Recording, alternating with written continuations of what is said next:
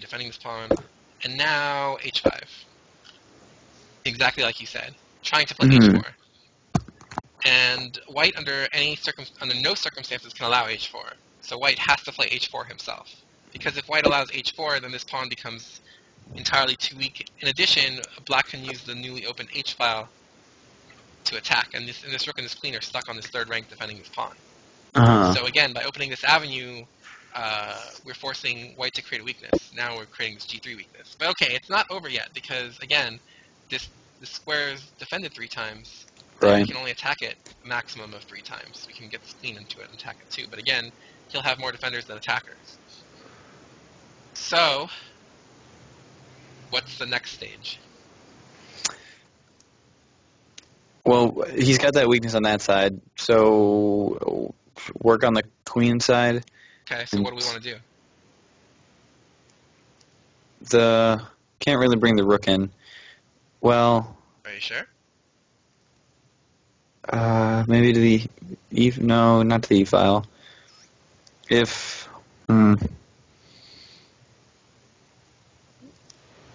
Rook to g4 solidifies that weakness, but it doesn't really threaten anything. Right? Right. So what piece is going to infiltrate and where? The queen can come to d4 if that ever becomes right, but white's going to defend it. So. Right. The knight can come in. Well, the knight's already pretty much on its optimal square, right? Right. Yeah. So what piece can come into where?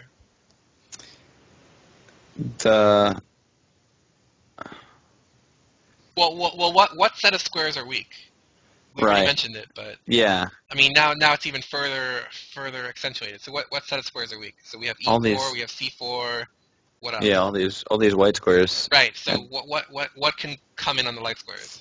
It's got to be the queen's the most able. Yep.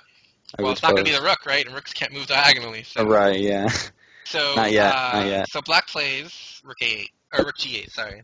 So the idea of rook g8 is simply to play queen g7, queen g4, and infiltrate on the light squares. Also has a plan of maybe playing rook a8 if this queen should ever vacate the a file. So after rook g8, white plays rook d1. So queen g7, again, just trying to infiltrate. So white's like, well, okay, I can't allow that. I have to play queen f3. And now what does black do? He brings the rook to the a file. Exactly. But first, don't hang this pawn. Okay, king h6. Yeah. So king g2. So again, notice that if rook a1 or something, we can just take this pawn and win the rook and pawn ending. Because basically all these pawns follow check. So like knight takes, bishop takes.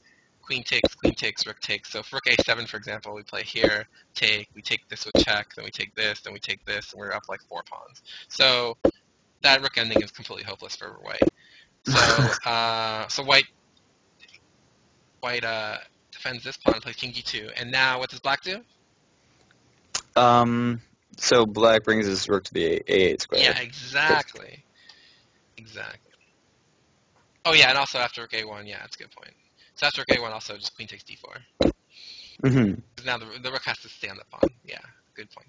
But yeah, so king g2 and yeah, rook a8, and now black won. RMG DOS with all the good points. Yeah, exactly. So I mean now the rook is completely dominating. This rook is stuck on this pawn.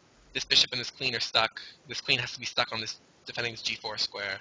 And basically we can just, slowly get our rook in. Play rook a2, we can play rook b2, you can play rook c2, we can play rook c4, rook takes d4, it's going to be pretty much over. So again, once we got the dominant knight, we had to create weaknesses on both sides of the board before we were able to prevail. But notice how easy it was to do it once we had the dominant knight. So I showed you, 3-4 examples of once we get the dominant knight, we start creating weaknesses on the king side or the queen side. And then we switch to the other side of the board, and notice how difficult it always was for the opponent to transfer to that side of the board. Notice how easy it was for our pieces to go, but it was how difficult it was for our opponent's pieces, mainly because it was a killer knight versus a very bad bishop. Look how bad this bishop is, hemmed in by these pawns. Right. So... Yeah, so if you have that space advantage and you can go from one side to the other, Yeah, create it's weaknesses much and. easier for you to shift your focus from one weakness to the other weakness. Hmm. Hmm. Particularly when you have a dominating piece on a weak square that kind of cuts the board in two. Hmm. So in your own games, when you start noticing weak squares, try to see if there are ways you can get your pieces to land on those weak squares, because oftentimes that'll mean that you'll get an advantage from it. All right, man. Thanks a All right. lot. So hope you learned something from that little Yeah, definitely. introduction to weak squares, and I'll catch you on the stream. All right, man. Thank you very much. Sure. See ya. Night. Bye.